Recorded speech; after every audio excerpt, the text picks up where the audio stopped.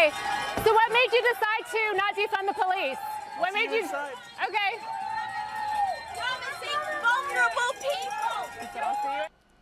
Our very own Nicole Parker caught up with New York City's radical mayoral candidate Marxist Mamdani outside of a campaign event. Got 3 questions in and got an answer. Mamdani did eventually answer several of the questions, which is kind of good news. After getting heckled by locals, we're going to bring you the full exchange. That's straight ahead, that exclusive tape. Plus, like a clown in a circus, Beto Bozo O'Rourke is desperate for attention yet again. Take a look. We are in a basketball game right now, if you'll excuse the metaphor, where the refs have left the arena, and the other side is just clobbering out of us, just punching us in the face, kicking us in the nuts, and we're kind of throwing our hands up. Oh, meanwhile, fellow failed politician Stacey Abrams, she has a big new gig at Harvard. The university is calling the 2-time loser a political mastermind. If she was such a mastermind, why didn't she win? Anyway, as you can tell, the Democratic Party not in great shape. It's run by radicals. But Illinois power-hungry Governor J.B. Pritzker is struggling to come to grips with reality. Take a look at this. Yes, winning elections is partly about messaging and strategy, but it's mostly about values and delivering on them. And our values are exactly where they ought to be. So it's time to stop apologizing when we're not wrong. Don't change it all. Listen to the governor of Illinois. Those values are right where they need to be to lose every election. Government funded, taxpayer funded transgender surgery, gender affirming care for kids, higher taxes, open borders, get out of jail free cards for violent felons, repeat offenders, defund, dismantle, no bail laws. How's it all working out? How's woke working out? And anyway, the most liberal city in America, our nation's capital, we know that's a dumpster fire. It's one of the most violent places on the planet. You look at the entire planet Earth, and the #1 capital with the highest homicide rate is Washington, D.C., higher than other major capitals around the world. But many on the left, they're now pretending that it's perfectly safe. It's not. And they are content to sacrifice lives, prolong suffering, ignore the glaring problems in America's capital city, because for them, nothing is more important than hating Donald Trump every second, minute, hour of every day. At this point, the left has become so deranged that even members of the legacy media mob that are usually, running point for them, they're desperately trying to steer them back on track with just a gentle dose of reality. Take a look. I live in Washington. This is personal for me. Many people are frustrated with crime that we see, particularly committed by juveniles in the city of Washington. People are frustrated, Willie, that when they go to CVS to buy deodorant, that they have to get it from behind locked plexiglass. Now, you have people on both fake news, CNN, MSDNC. They are now openly worried. The Democrats, blinded by never-ending anti-Trump rage, have once again picked the wrong side of an important issue. They seem to do that daily. Take a look. I can't tell you how profoundly stupid it is for Democrats to get up with their facts and their figures and their charts and their graphs and say, look, you're safe. Can't you read this chart, idiots? Why are you complaining? I'm showing you right here how safe you are, so shut up and move along. I don't have to tell you how profoundly stupid that is, because voters told you how profoundly stupid that was in 2024. You can't keep saying violent crime is down, but the murder rate's up. To the average person, the murder rate's about life and death. You don't brag about a rising murder rate. And the Democrats are, I agree with you, Mika, they're falling into the trap of defending what's indefensible. It's a trap. So like everyone else, working class voters are fleeing the Dems. The New York Times talked to blue-collar Democrats, and the consensus was clearer than the vodka in Kamala's coffee mug. The Dems are turning off more normal people than a sex tape from Rosa DeLauro and a peacock. Once the party of labor, the Dems had become the party of elites, making their brand more toxic than Jerry Nadler's underpants in a heat wave. After years of support, the Teamsters are shifting away from Democrats and funding Republicans, which makes sense because it's hard to picture someone who drives an 18-wheeler demanding that you pay off his truck loan. He might as well be wearing a pink pussy hat while pumping his fist in the air to NPR. The union's boss saying that they forgot who they're truly representing, working people. And when the unions jump ship from the Dems, you know it's bad. That's like John Fetterman boycotting Goodwill. It's a troubling trend even Comrade Sanders can see. And we have got to understand that the Democratic Party, in many, many respects, has turned its back on the working class of this country. And if Democrats want to win elections, they're going to have to stop taking money from billionaires and start responding to the needs of working people. Right. And that's the guy who hasn't held a real job since Nancy Pelosi's tits respected gravity. It's like the 1950s. But it's obvious there's not a single issue Dems champion that resonates with the blue-collar American. The only contact they would have with one is hiring a guy to install urinals in the women's bathroom. And because of DEI, the person they hire would be a dwarf amputee who identifies as a carrot. The whole party is a swill of identity extremism, luxury belief, and victimhood. They loved open borders because migrants aren't taking jobs reserved for art history majors. They hate cops because they want to be the ones telling everybody what to do. And they still resent the fact that Cagney and Lacey weren't lesbians. Aren't we all? They also think gender is just an opinion until a man says something they don't like. Their party leaders are career politicians who've never had a real job. Hell, Chuck Schumer couldn't change a flat tire if you gave him AAA's phone number. And he'd only change a light bulb if you held his hairpiece for ransom. Wow, you guys are hard tonight. Jesus Christ. Somebody throw some smelling salts into this group. Plus, their loudest voices are showboating radicals straight out of academia who think 2 + 2 equals whatever pisses off their dads. Now, we know what blue collar is. Mechanics, truck drivers, that guy who holds up the slow sign, which was a valuable tool every time Joe Biden had to drive to another casket fitting. These are people who value their paychecks, safe streets, hard work, and family. The Dems ignored that and embraced what blue collar wasn't. Non-binary, trans, climate extremism, race theory, oppression cults. Loafers who demanded you pay their student loans. Now, sane Democrats still exist, but the party has been hijacked by unhinged, bitter activists. For every Harold Ford, there's the witches' coven of the squad, boiling a cauldron of entitlement and resentment, mixed with Eye of Newt and a handful of Rashida Tlaib's back hair. There's nothing blue-collar or real about them. Worse, they embrace the one practice that's responsible for killing more people than a whiff of Joy Behar's support hose. Tribalism, now called identity politics. It reversed America's strength, the melting pot, where unity trumped differences.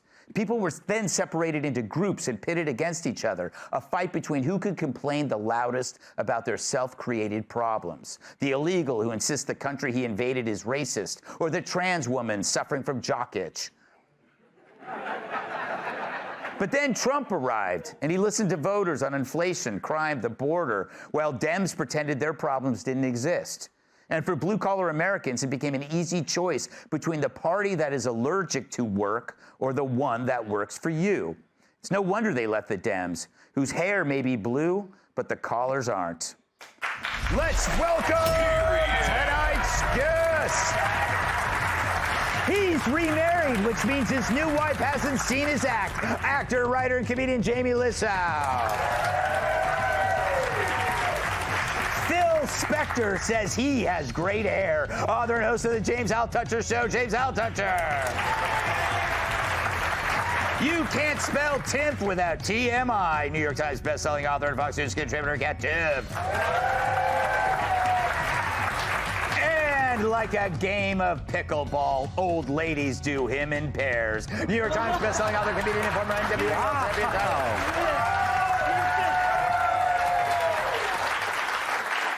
Jamie, I have a serious question for you. Okay. You're a comedian. It's neither a blue-collar job or a white-collar job. What kind of job is it?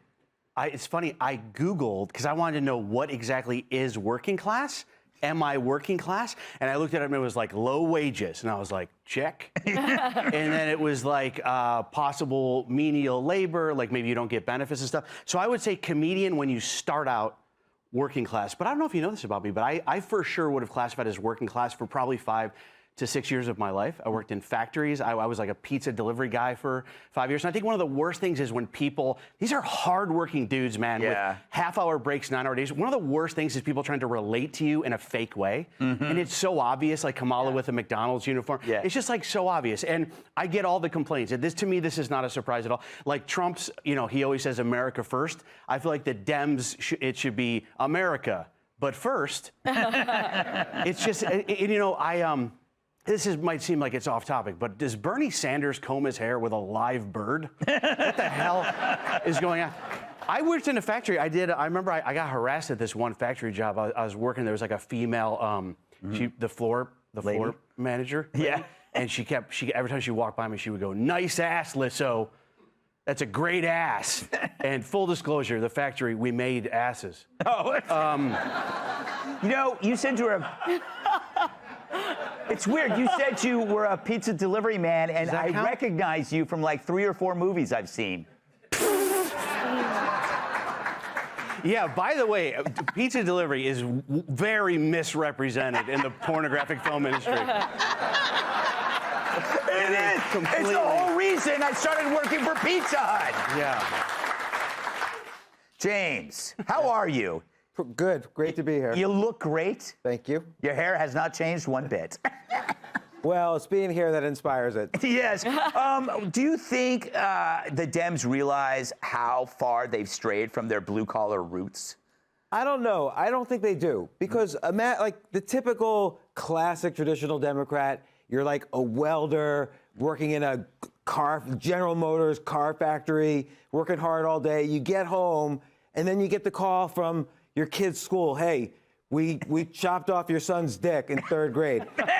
Like, and if you protest, you're going to jail for child abuse. Like, that's, so I don't think they understand that that's not a Democrat issue. Yes. Like, that's completely, the traditional Democrats don't agree with that. There's this culture war that the Democrats have already lost, but they don't realize it. And that's why those Democrats are never coming back. They don't I was one of those Democrats. They are not coming back. Yeah. I don't want my kids to have their dicks chopped off. Yeah. I only have daughters. But it's true. It really is. Like, they couldn't see that they crossed the line when they entered the children's bedrooms and said, "This is going to be our little secret," which is what my uncle used to tell me, Kat, when I was growing up. I was really hoping you wouldn't come to me next. So, do you think there's any way out for the Democrats? Like, how do you get these guys? How do you pander now?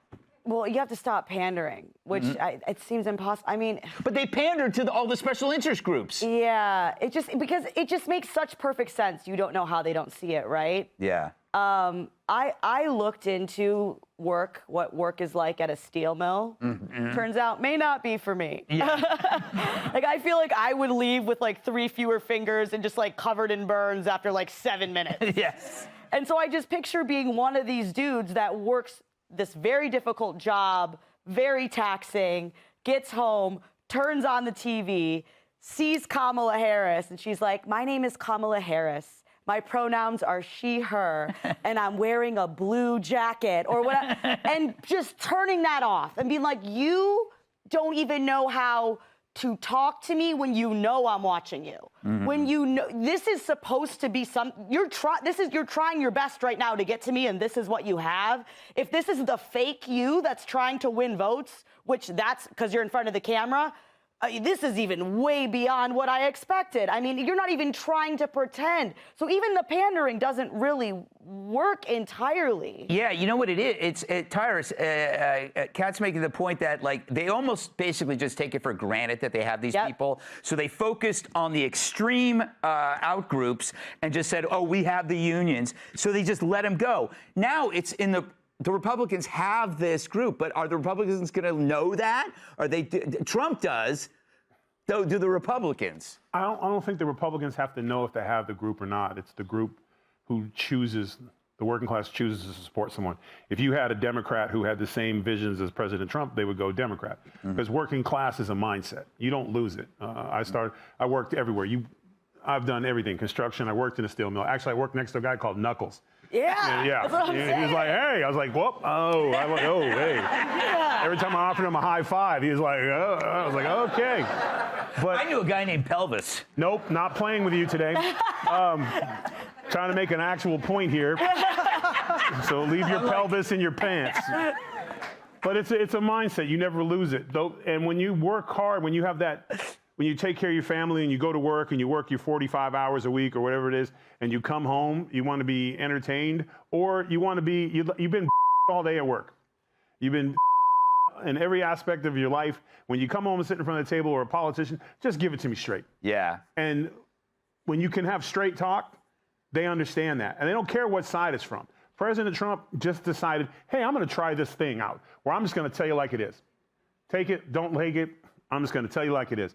And the Democrats have no respect for the working class. It's not that they think they have them, they're above them. You know, it's like all things where all people are equal, but we're a little more equal. So it's a lack of respect. Yeah. They try to talk to them in their bubbles, because in their bubbles, that's what's important to them, is the sexual identity of their 7-year-old. And the rest of the world, that's not important. Also, it's like in work, you understand there's a hierarchy, and then the Democrats introduce a hierarchy into life, that this person is more important than you because they're in this group. You don't want another hierarchy. You go like, I already have a boss. You already have to deal. I don't need like lesbian black women to be my boss. Well, I also think it's just people watching, they know, okay, you have more money than me, you have all this influence, and you're somehow saying that I'm some kind of bad person. Yeah. That's just, what's more sickening than that? Yeah. Everyone has to deal with the nepotism, the boss's son, the general manager. The last thing you want is the boss's son as your politician. Yeah. And that's basically what the Democratic Party is. It's nepotism, and they pick each other. They choose. The American people haven't chosen a Democratic nominee in what, 8 years? Something like that, after Obama? I mean, well, there's the Biden, but that was, we know what that was. Yeah. But they trashed Sanders to get Biden. Like, they all resigned the same day and voted for Biden. Don't vote for Sanders. Yeah. He was winning, but they couldn't have like a socialist They did it to him with Hillary, too. Yeah. Hey, Sean Hannity here. Hey, click here to subscribe to Fox News YouTube page and catch our hottest interviews and most compelling analysis. You will not get it anywhere else.